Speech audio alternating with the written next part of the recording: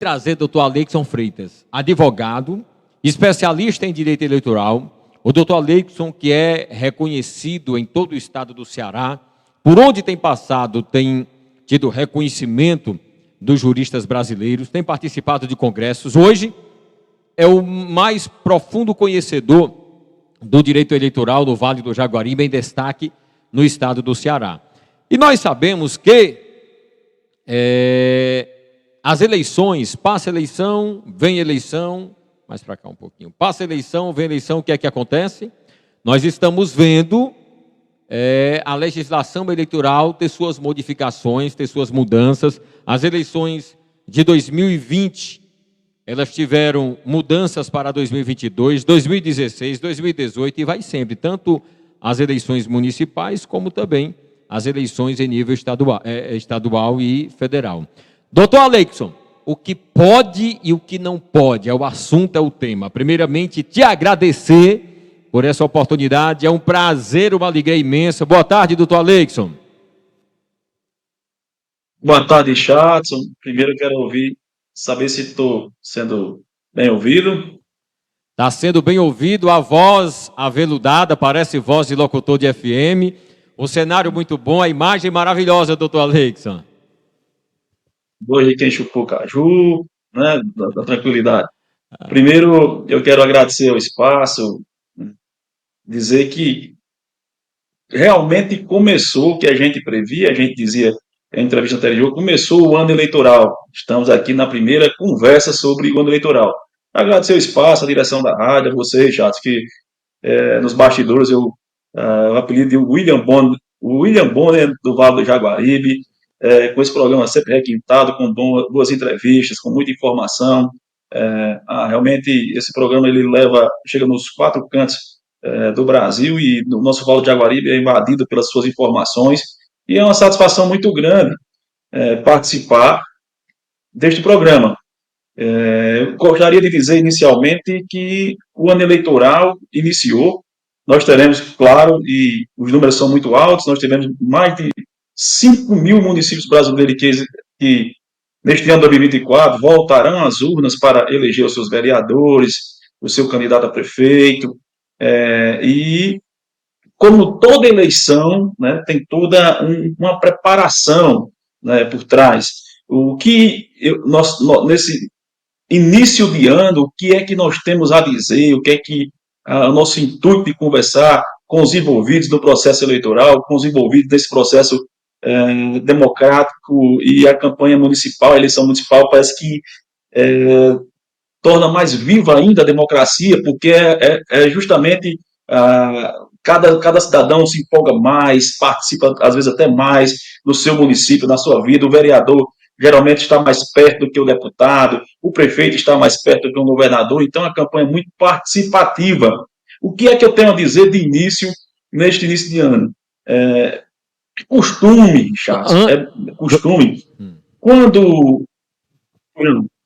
O doutor Aleikson, você dá a introdução, eu pensei que você já ia entrar no assunto que eu ia justamente de perguntar. Doutor Aleikson, de 2020, que foram as últimas eleições para prefeito, né, vereadores em todo o Brasil, a legislação mudou? Essa seria a pergunta, mas o senhor ia dar uma introdução, pode ficar à vontade, doutor Aleikson. É justamente sobre isso, Charles, que eu gosto de conversar inicialmente. Cada pleito, e a gente tem essa tradição no Brasil, cada pleito, quem sabe, quem está no dia a dia, quem tem vários mandatos, sabe que cada pleito é diferente um do outro. Quem participou, por exemplo, da eleição para prefeito e vereador do ano 2020, no ano 2021 nós tivemos uma ampla mudança da legislação eleitoral, já existem diferenças, já existem mudanças que não, o que aconteceu em 2020, muita coisa foi modificado para 2024. Então, o que é que tem que acontecer nesse primeiro momento? E eu alerto aqui porque é praxe, às vezes o que acontece? O povo em geral, às vezes, deixa para se interessar pelas eleições apenas naqueles últimos momentos, 45 dias antes. Antigamente, nós tínhamos eleições que duravam um ano inteiro, depois veio para 6 meses, depois 9 meses, agora por volta de 45 dias. Porém, as pessoas que se envolvem, que têm a obrigação de organizar a campanha, os candidatos, os pré-candidatos, na verdade, nesse exato momento, eles têm uma responsabilidade maior. Eles têm que encarar esse momento de pré-campanha, esse momento inicial do ano eleitoral, eles têm que olhar pelo prisma da organização. É muito importante quem pretende ser candidato nesse momento já ir traçando balizas e traçando metas, vendo o que é que necessita. Eu necessito uma boa equipe jurídica, eu necessito uma boa equipe contábil, eu necessito como é que vai ficar meu marketing na campanha, quem serão meus candidatos, quantas candidatas de cada gênero, quantas candidatas ou candidatos de cada gênero eu tenho que ter. Então, o que é que eu indico para esse primeiro momento, dessa primeira conversa? Nós teremos aqui assuntos para passar a tarde inteira falando de direito eleitoral, mas eu sei que o seu tempo é muito valioso e curto. O que é que eu queria trazer nesse primeiro momento para os seus ouvintes, para quem nos ouve nesse momento? Primeiro, é muito importante que nós estejamos atentos aos prazos eleitorais. Quem pretende ser candidato, eu pretendo ser candidato a determinado município, eu tenho até 5 de abril de 2024 para me filiar a um determinado partido. Importante também, Richard, ver se esse partido está legalizado no município, se esse partido que eu estou me filiando realmente está ativo no município. Faça uma visita ao cartório eleitoral, faça uma visita ao site do Tribunal Superior Eleitoral e veja a condição desse partido que eu estou me filiando. Então, até 5 de abril, é preciso que eu esteja filiado se eu pretendo ser candidato. Também muito importante, e foi mudança, na verdade, foi no ano 2017, mas pega muita gente de calça curta ainda, é a questão do domicílio eleitoral. Anteriormente era necessário que o cidadão tivesse o domicílio eleitoral na circunscrição do pleito, na cidade em que ele pretende, um ano antes, ou seja, remetia lá para setembro. Agora não, né? Mas isso foi mudança de 2017. Quem participou das eleições de 2020 já pode até saber, mas é importante a gente trazer luz nesse momento, dizer, se eu pretendo ser candidato em um município em que eu não estou com meu domicílio eleitoral, em um município que eu não voto atualmente, eu tenho que até 5 de abril também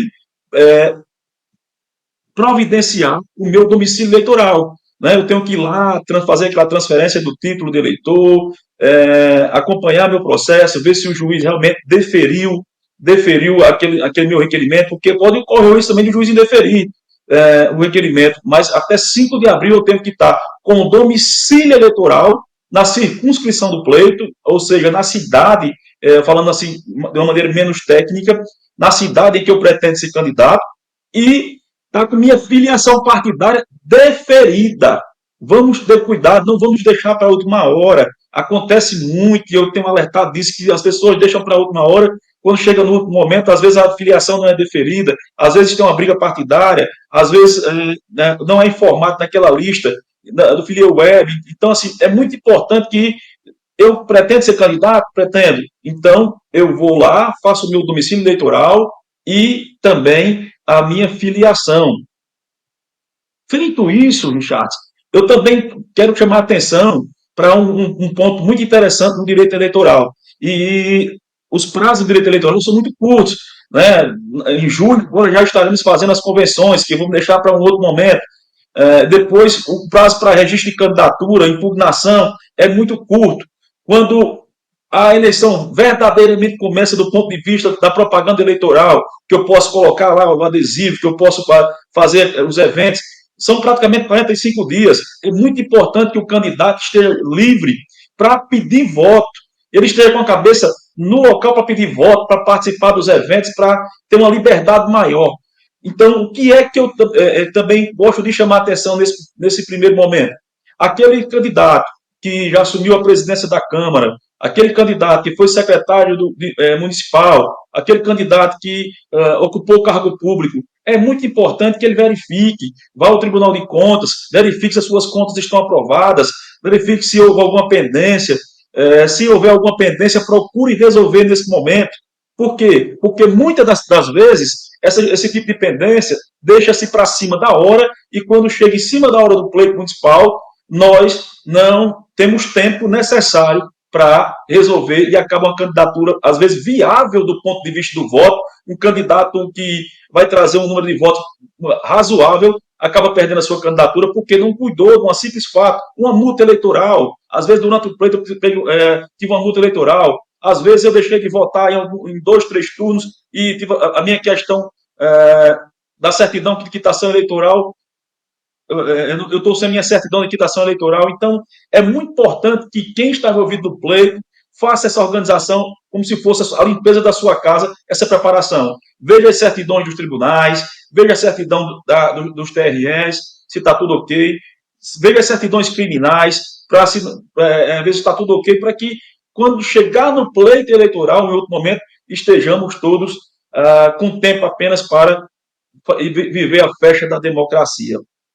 Eu queria, Richard, também chamar a atenção para uma mudança, e aqui eu estou já falando à vontade, se tiver alguma pergunta, pode me interromper, mas eu queria chamar a atenção para uma mudança já do pleito de 2021.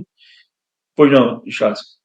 Doutor Aleixo, eu sei que o senhor tem aí um resumo imenso, e para não perder o ritmo, né, é justamente a primeira pergunta que eu fiz. Eu estava até olhando aqui algumas pautas, tanto pautas no momento eleitoral, mas eu vou te deixar à vontade, porque eu acredito que no decorrer da sua explanação, muitos dos questionamentos que eu tenho serão respondidos, e é muito oportuno e é muito bom te ouvir para não ter aquela quebra de sequência. Fique à vontade, doutor Aleixo, qualquer assunto eu vou fazendo a intervenção. Se deixar, advogado que faz júri fala 2 horas, viu? Você fica sem um programa, vou te dizer. Mas é bom. Estou brincando, Carlos. Mas eu queria chamar a atenção para um ponto aqui, que alguns partidos ainda não atentaram, e eu tenho feito alguns vídeos, eu tenho algum material na tentativa de informar que quem trabalhou nas eleições passadas, cada partido poderia...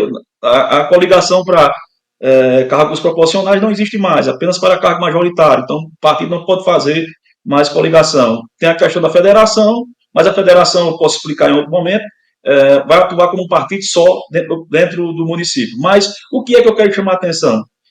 Para quantidades de candidatos por partido. Nas eleições passadas, cada partido poderia indicar de 150% e até 200%. Isso aí dependia da coligação e outros fatores. Mas em 2021, houve essa mudança. Então, cada partido só vai poder indicar para a Câmara de Vereadores a quantidade de vagas que tem lá na Câmara de Vereadores, mais um.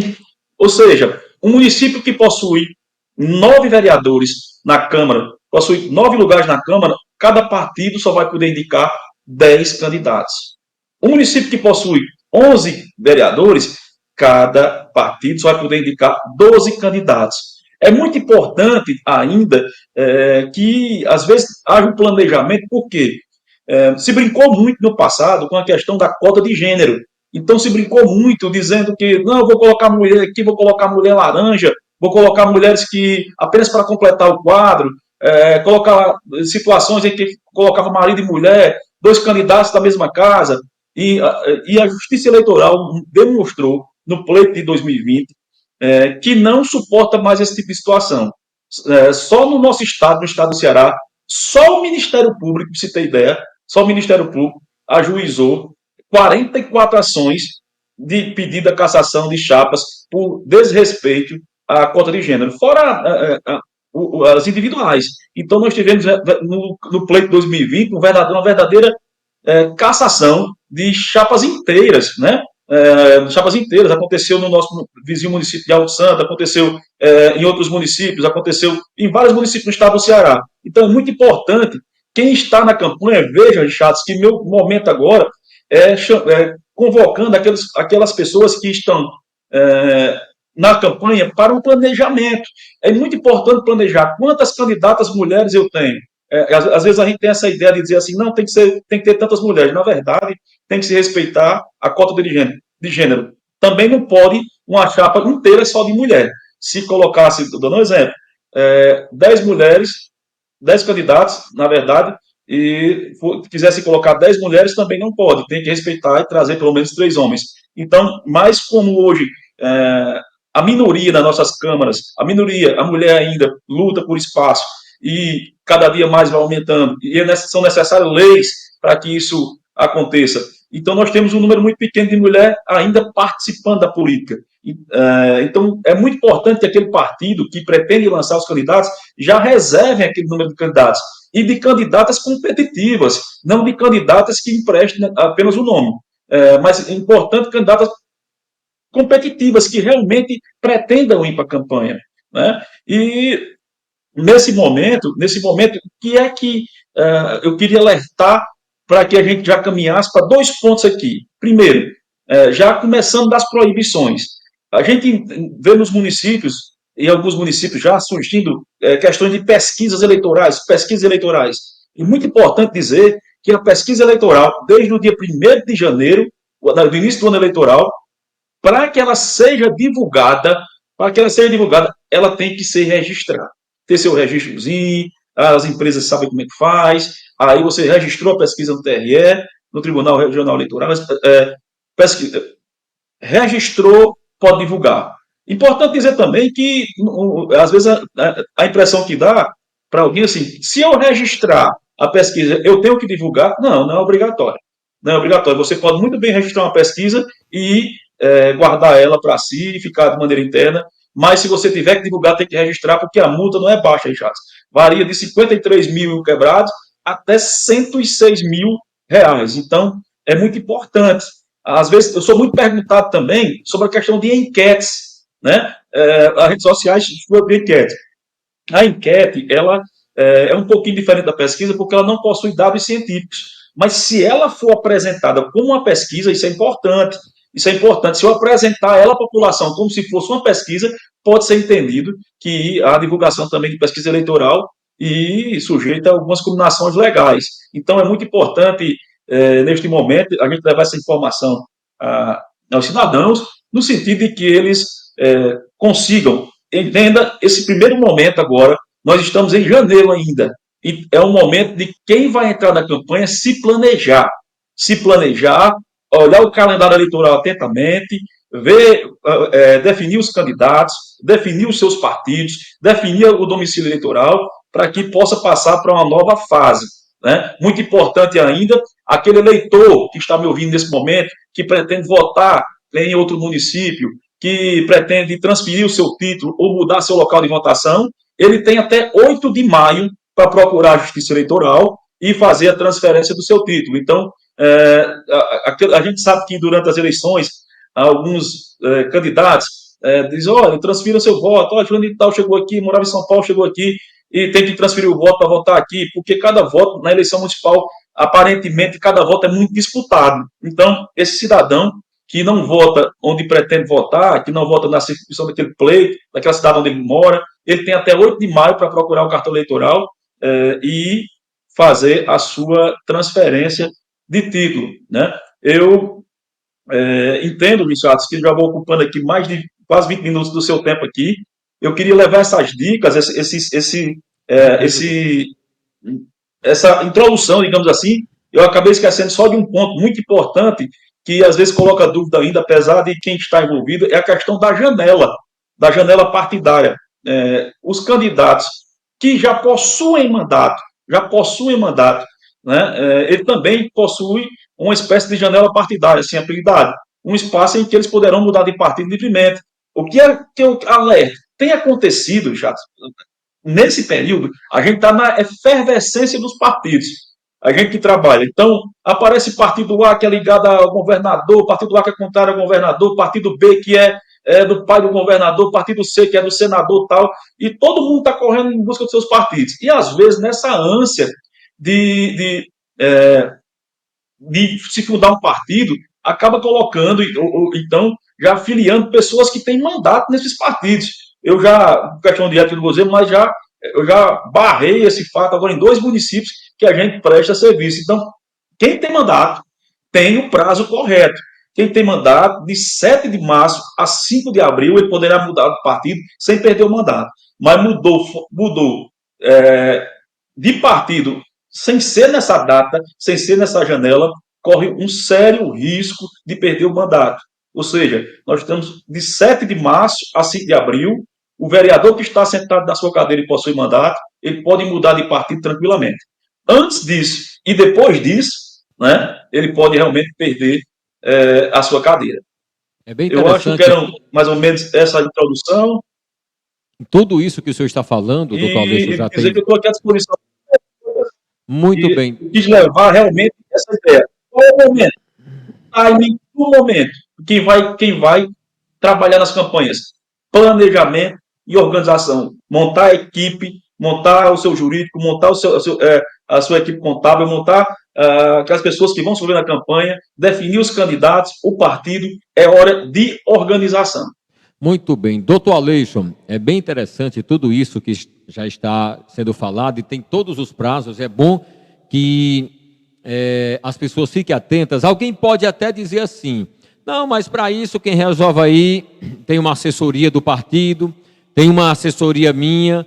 Só que a gente já viu, doutor Aleixo, tantos casos que terem assessorias pessoais, ter assessoria partidária do próprio partido, mas que de repente de repente se perdeu no meio do caminho e pessoas foram prejudicadas. Como foi o caso também, doutor Aleixo, do município de Tabuleiro de Alto Santo. Agora, recentemente, tem até uma pessoa perguntando o que tem a ver, o que fazer para não acontecer isso que aconteceu em Alto Santo. O senhor até já tinha falado, mas pediram. E a relação com o que está acontecendo, de agora a matéria, que os candidatos a deputados do PL também foram cassados. O que fazer, doutor Aleixo, para que erros desse tipo não aconteçam? O senhor já disse, organização, planejamento, né? Mas na prática, o que foi que aconteceu nesses dois cenários? A pessoa estava perguntando, eu sei que o senhor já falou, e o que pudesse responder rapidamente, doutor Aleixo. Na prática, Richard, é porque nós temos uma tradição. Eu tenho quase 20 anos de advocacia e muitas eleições nas costas, digamos assim. Na prática, o que acontecia? Entendia-se que essa regra nunca ia, a questão da cota de gênero, nunca iam ser cobradas. Então, por muito tempo, se colocou candidatos verdadeiros laranjas, candidatos que eram apenas para tapar. Não, precisa colocar mulher, precisa, coloca o nome de fulano de tal, mas que não saíam para a rua, não pediam voto, não faziam adesivos, não prestavam contas, eram verdadeiramente só emprestando o nome. O que é que a Justiça Eleitoral provou no ano de 2020? Olha, nós queremos que seja respeitada a regra, a lei. Então, se eu colocar candidato, por exemplo, eu colocar uma candidata e ela tem um número expressivo de votos, não. Mas se eu colocar uma candidata que eu entendo que ela representa o partido, ela tem que, no mínimo, fazer campanha, ela tem que pedir voto, ela tem que participar, ela tem que verdadeiramente fazer campanha. Eu não posso mais ter candidatos laranjas. Isso não se aceita mais. Não adianta mais tentar uma burla às eleições, porque o que acontecia era verdadeira burla às eleições. Então, verdadeiramente, eu acho que cada partido tem que sentar e ver quem tem condições de competição, quem tem quem tem boa intenção de fazer realmente uma eleição, de participar de todos os atos. Não precisa ter uma votação estourada, não precisa. Às vezes um partido, você vota no partido para ajudar e juntam 10 pessoas e consegue eleger um vereador, mas é necessário que você se interesse, você peça seu próprio voto. Tinha situações que aconteceram, e eu não vou me resguardar por questão de ética, onde no mesmo partido existia candidato esposa e marido. E no Facebook, isso aí foi em outros locais do Ceará, não nos locais que você citou, no Facebook, a esposa, apesar de ser candidata, estava pedindo voto para o marido. Ou seja, a Justiça Eleitoral, ao identificar isso, entendeu que houve uma fraude. Então, o que a gente precisa para evitar isso é o quê? Candidatos que verdadeiramente têm intenção de ser candidatos. Mas, doutor Alex, isso é muito difícil, a gente não encontra. Não. É para isso que os partidos necessitam, é por isso que são regulamentadas prévias partidárias, é para isso que existe uma pré-campanha, é para isso que os partidos podem fazer seminários, reuniões, conversar com pessoas, mesmo antes do período eleitoral, para que ele consiga, dentro do seu quadro, entender quem tem competitividade e quem realmente tem condições de ser candidato. Doutor Aleixo, aconteceram vários casos, né, pelo Brasil, de políticos que foram eleitos e depois perderam seus mandatos. Eu queria que o senhor citasse, se fosse possível, quais são os casos dentro do direito eleitoral que leva um político, por não ter essa organização de uma pré-campanha e uma filiação partidária na data certa, por uma campanha eleitoral, quais são os principais casos que aconteceram nas últimas eleições que fizeram com que vereadores, prefeitos, né, deputados, senadores perdessem o mandato, doutor Aleixo? Olha, Richard, eu iniciei dizendo que é muito importante pessoas que ocuparam cargos públicos, prefeitos, vice-prefeitos, secretários, presidente de câmaras, presidente de conselhos, administradores de consórcios públicos e outros mais que tiveram que prestar contas a tribunais e aos outros órgãos que fossem realmente fossem lá verificar seu nome. Porque o que acaba acontecendo? Se deixa tudo para cima da hora, o Tribunal Regional Eleitoral, às vezes, muita gente fica dentro de casa, às vezes, esperando, será que meu nome vai aparecer naquela lista? E sempre antes das eleições, a gente tem conhecimento, aparece uma lista que a gente apelidou de lista dos fichas sujas. Né? E aí, depois que aparece naquela lista, é que se toma providência. Aí você vai ver, eu tive uma conta desaprovada quando eu fui secretário no ano de 2000 e tanto. Eu tive isso, eu pensei que tinha sido resolvido. Então, o que é que aconteceu muito e acontece muito? Alguns cidadãos deixam para cima da hora para cuidar dessas situações, questões que deixam realmente inelegíveis, condenações criminais, condenações para o Tribunal de Contas, que às vezes tem até saída, mas deixam para cima da hora, e muitas vezes o juiz eleitoral da nossa comarca, ele não tem o tempo necessário. Imagina um juiz de uma cidade como Limoeiro do Norte, que tranquilamente aí deve ter mais de 300 candidatos a vereador, eu não tenho dúvida disso, ou 200 candidatos a vereador, conjunta com prefeito e vice-prefeito, digamos, de 150 a 200. Ele tem que julgar todos os registros de candidatura em um determinado prazo. As eleições são praticamente 45 dias. Às vezes não tem tempo de julgar todos os registros de candidatura. Não tem tempo. E acaba o cidadão concorrendo com o registro de candidatura impugnado, se elege, mas só que quando o juiz julga o registro de candidatura, ele não estava apto a ser candidato. Então, assim, além de acontecer muito isso, às vezes tem muita gente também que insiste em ser candidato, mesmo sem as condições para tal, acreditando que vai conseguir uma liminar na justiça, acreditando que vai derrubar uma decisão judicial. E é muito importante, se você tem notado, as nossas cortes, elas têm adotado um posicionamento muito duro, né, muito duro. Então, eu indico que o partido faça essa profilaxia, esse planejamento. Eu tenho um candidato em potencial, tenho. Vamos olhar aqui quais as condições de elegibilidade dele. Ele está com a certidão de quitação eleitoral, as contas dele estão todas aprovadas. Se não estão, o que é que a gente faz para conseguir remover isso aqui? Lembrando, Richard, que nós tivemos aqui, e aí é um papo muito longo, que aí a gente pode trazer uma conversa só sobre inelegibilidades. Nós tivemos uma mudança recente na lei de probidade administrativa. Doutor Aleixo, inclusive a pergunta, eu acho aqui de internautas, e também mandaram aqui para o meu zap, é essa: o que é que na atual eleição pode deixar um candidato inelegível, ou ele está já inelegível, porque pode no decorrer do processo se tornar inelegível, mas já pode, antes de começar o processo eleitoral, ele já está inelegível. Quais são as situações, o que pode tornar durante a campanha, quem não é inelegível, quem é elegível e inelegível, doutor Aleixo? Isso daria um programa inteiro, porque existe uma lei das inelegibilidades, pra você ter ideia, e ela vem tratando lá. Vou dar só alguns exemplos. Eu tive minha conta desaprovada, eu fui secretário de educação de um determinado município, e eu tive minha conta desaprovada porque eu não concluí determinada obra e causou dano ao erário, eu estou inelegível. Eu não tenho a idade necessária para ser candidato, eu estou inelegível. Eu não votei, eu tenho uma multa eleitoral, por exemplo, porque eu fiz propaganda irregular, e eu não regularizei essa situação, eu posso me tornar inelegível. Então, assim, nós temos mais de 30 situações que podem deixar o candidato inelegível. Então, é muito importante ele ter de início, pegar essa assessoria jurídica, sentar e verificar, tá aqui, ó, minha situação, né? Vamos ver se eu me encaixo nas condições de elegibilidade. Se eu tiver nas condições de elegibilidade, vou estar. Agora, existem inúmeras situações, né, que podem deixar o cidadão inelegível, que eu acredito que nós gastaremos mais de uma hora aqui falando, e eu posso trazer em determinada hora as mais básicas possível. Desaprovação de contas, que causou dano ao erário, deixar de repassar valores ao INSS que causou dano ao erário, deixar condenações criminais, idade não necessária, falta de certidão de quitação eleitoral, multa eleitoral não paga na época, desincompatibilização, não se desincompatibilizou ao tempo. Então, assim, são muitas situações que podem deixar o cidadão inelegível, por isso, muito importante o planejamento e agora se montar uma assessoria para que tenhamos um pleito mais tranquilo.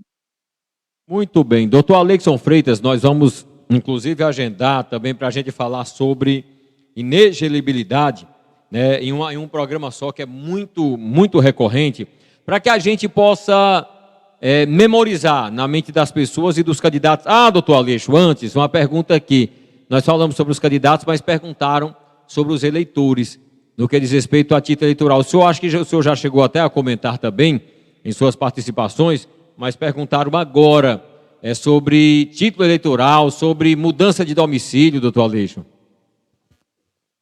Até 8 de maio. Eu disse na minha fala, no percurso da minha fala, eu disse que tem até 8 de maio para regularizar, seja para pagar multa eleitoral, seja para transferir, seja para tirar aquele que completa 16 anos, que pretende votar, ele também só tem até 8 de maio para ir, mas ele pode completar 16 anos até a data da eleição. Então, qualquer regularização eleitoral referente ao título até 8 de maio.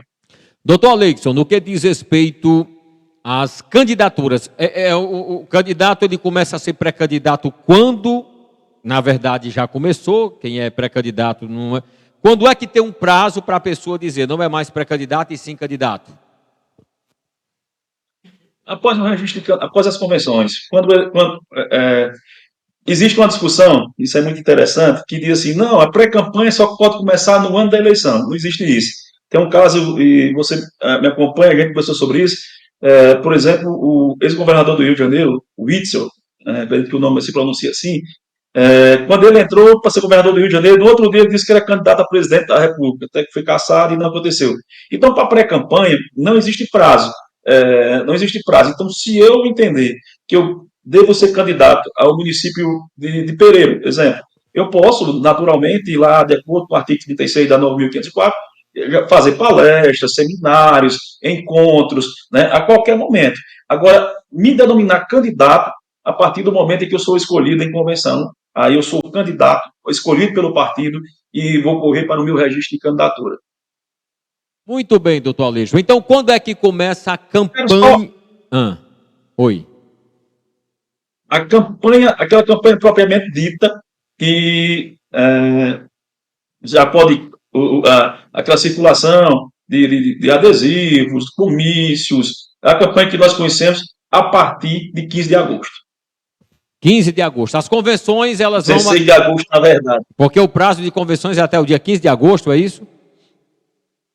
Não, na verdade é o seguinte, do dia 20 de julho ao dia 5 de agosto são as convenções. Do dia 5 de agosto ao dia 15 é o prazo para registro de candidatura. O candidato pode registrar. E a partir de 15 de agosto é que é permitida a propaganda eleitoral. Muito bem, nós vamos adiantar... Eu quero só que você entenda o seguinte. Sim. Olha, você entenda o seguinte, nós temos aqui vários assuntos, propaganda eleitoral, prestação de contas, inelegibilidade.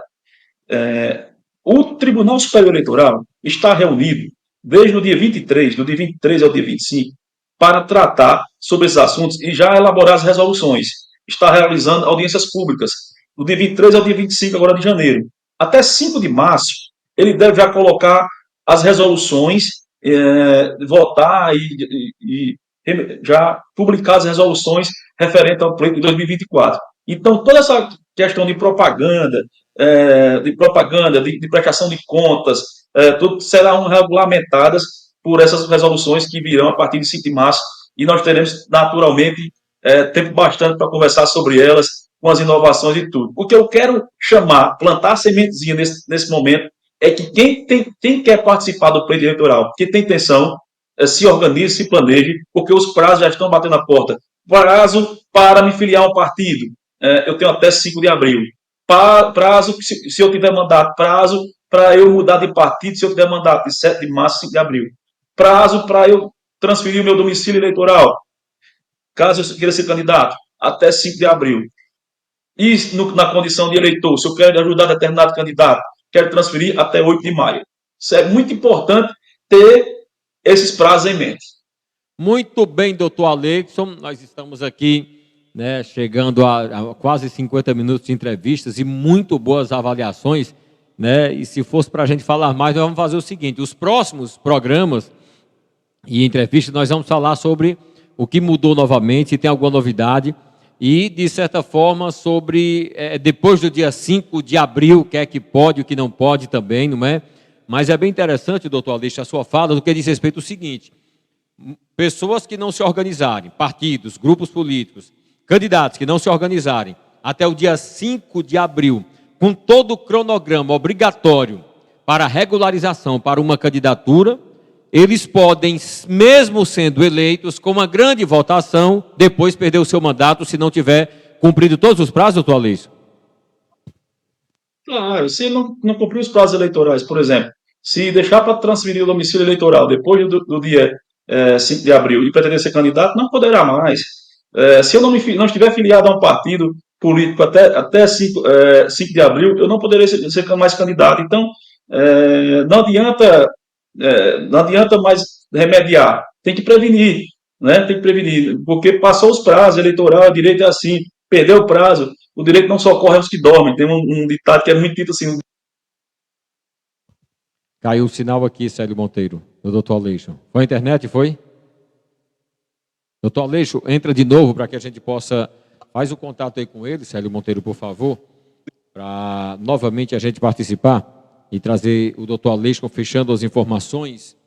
Olha, eu quero nesse momento agradecer a você que está pelo Facebook, pelo rádio convencional AM 560, através do YouTube. Doutor Aleixo, muito bem, continue. Oi. Eu não recordo onde está, porque eu acho que a internet deu uma quedazinha aqui, tem sido muito... Foi na última fala que o senhor estava falando sim, sobre justamente todos esses prazos, quem não se filiar no prazo pode não ser... O que é que eu tenho que fazer? Eu procuro falar de maneira mais informal, porque eu tenho uma conversa. Então, o que acontece? Se eu pretendo ser candidato, eu não posso deixar tudo para a última hora. Se eu pretendo ser candidato, eu tenho que respeitar os prazos eleitorais. Se eu deixar para me filiar depois do dia 5 de abril, já é tarde. Se eu deixar para transferir o domicílio eleitoral depois do prazo lá, do 5 de abril, também é tarde. Então é muito importante que eu me antecipe, com calma, me organize. Eu tenho esse tempo ainda para que eu consiga fazer tudo direitinho. Importante também, Chato, se lá no partido lá, eu quero ser candidato no município X, eu quero me filiar a um partido, dê uma olhada na regularização desse partido, se o partido está regular, se o partido está ativo. Às vezes deixamos isso para cima da hora. Dê uma olhada, o cartão eleitoral tem essas informações. Né? É muito importante esse momento que iniciamos o ano eleitoral. E existe um calendário eleitoral. Quem quer ser candidato tem que cumprir. Às vezes você ganha no voto e perde na justiça ou perde por outros meios. Muito bem, doutor Aleixo. Vamos agendar a próxima, né, para que depois a gente possa falar sobre outros temas, outros assuntos. Eu vi aqui as pessoas... Eu acho que no mais é isso. Tem alguma coisa que eu não perguntei, ou que o internauta, o telespectador não tenha perguntado, que precisasse se acrescentar, doutor Aleixo? Se precisar, o senhor fica à vontade. Não, vamos marcar a próxima. Eu quero falar um pouquinho com você sobre pré-campanha. Aí eu vou falar diretamente para os candidatos, dizer o que é que eles não podem fazer na pré-campanha, e seria muito importante. Mas eu gostaria nesse momento, didaticamente, para que eu não fizesse aqui uma extensa entrevista, didaticamente, pedisse aos envolvidos no pleito eleitoral se organizem, montem suas equipes e respeitem os prazos. E agradecer a você pelo espaço, desejando a todos uma ótima tarde. Doutor Aleixo, muito obrigado, um abraço bem forte, grande advogado, especialista em direito eleitoral, um cidadão exemplar, um ser humano incrível, simples, humilde, muito esforçado, conhecedor, tem ajudado muitos grupos políticos do Vale do Jaguaribe, só para você ter ideia. Doutor Aleixo Teve prefeito cassado aqui na região que ele chegou lá e voltou prefeito. Teve eleição que aconteceu, onde vereadores aqui em Alto Santo foram cassados, ele foi lá, e pela primeira vez no Brasil, inédita, é tanto que ministros em Brasília ficaram perguntando, quem foi aquele menino, aquele advogado, o que foi que ele fez? Que a eleição, ele conseguiu uma eleição fora de época, suplementar em Alto Santo. Foi esse advogado aí que você está, que a gente está conversando com ele, pessoal. Foi esse advogado aí, doutor Alixson, capacitado, competente, e tem feito um trabalho grandioso no Vale do Jaguaribe.